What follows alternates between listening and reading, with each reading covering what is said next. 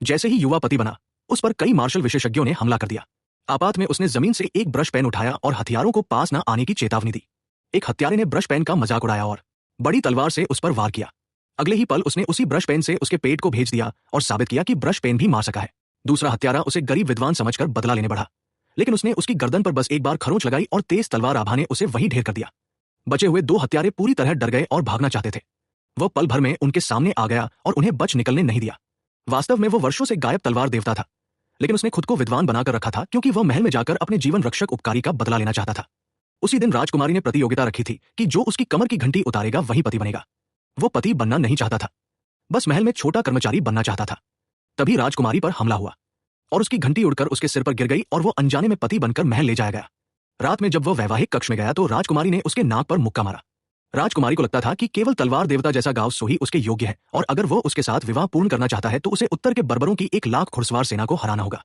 वे सीमा पर सैनिकों के साथ साथ आम लोगों को भी मारते थे और लूटपाट करते थे। इसीलिए राजकुमारी ने उससे कहा कि उसे मार्शल अभ्यास करना ही होगा, वरना वो भविष्य में उनसे टकराकर मर जाएगा। अगले दिन राजकुमारी उसे अभ्यास मैदान ले गई और सेना प्रमुख से उसकी बुनियाद पर रखने को कहा। वो प्रमुख उसे तुच्छ समझता था। ऊपर से उसने आंतरिक शक्ति इकट्ठा करके कहा कि वह उस पर एक मौका मारे, लेकिन भीतर ही भीतर वह इसी चाल से उसकी शक्ति अपंग करना चाहता था। युवक ने सही बल से मुक्का मारा और प्रमुख खून निकलने लगा। शर्म से बचने के लिए प्रमुख ने इसे पुरानी बीमारी बताया और कहा कि ये कमजोर विद्वान उसे चोट नहीं पहुंचा सकता। उसने तलवार निकालकर 2 कतार मोमबत्तियों की ओर वार किया और दोनों कतारें एक साथ बूझ गई। सैनिकों ने चापलूसी की कि इतना करना केवल मध्यम दर्जे के गांव शो कर सकते हैं। युवक की बारी आई तो राजकुमारी ने उसे सबसे हल्की तलवार दी। उसकी मौसी ऊपर छिपकर देख रही थी, पर युवक ने उसकी मौजूदगी भांप ली थी।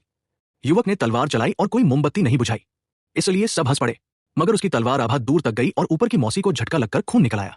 राजकुमारी फिर भी उसे अयोग्य समझकर आराम करने भेज देती है। इसी बीच खबर आई कि उतरकर राजकुमार राजकुमारी को जबरन लेने आ रहा है।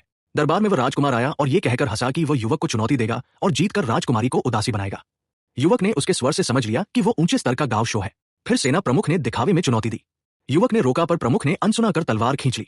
जब प्रमुख ने तलवार राजकुमार की छाती पर लगाई तो सबने जीत मान ली, लेकिन राजकुमार की आंतरिक शक्ति ने उसे उड़ा दिया। राजकुमार बोला कि राज्य में कोई भी लड़ने लायक नहीं। दूसरे सेनापति मिलकर टूट पड़े, पर 3 चलो मैं ही बड़े हथौड़े से उड़ गए। युवक शत्रु की पहचान न होने से अभी भी संयम रखता रहा और मंत्री ने राजकुमारी को उसी राजकुमार से विवाह करने की सलाह दी। मौसी ने कहा कि राजकुमारी के पास खड़ा कमजोर विद्वान ही उसे हरा सकता है, पर युवक फिर भी सामने नहीं आया, इसलिए राजकुमारी खुद लड़ी और 3 चाल भी नहीं टिक सके। युवक उसे संभालने गया तो उसने उसके गले का जेड लटकन देखा जो उसके उपकारी के लटकन जैसा था और समझ गया कि वह उपकारी की बेद भी राजकुमार ने 3000 नागरिकों के कटे कान उपहार की तरह लाने को कहा। अब युवक ने तय किया कि वह और सहन नहीं करेगा। उसने द्वंद्व की घोषणा की। राजकुमार हंसा, पर युवक ने राजकुमारी की हेयरपिन उतार कर कहा कि यही काफी है। वो हेरोइन लेकर सामने गया और राजकुमार ने उसे दिखावा समझकर विशाल हथौड़ा उठाकर छलांग लगा दी और अपनी घातक चाल का नाम बता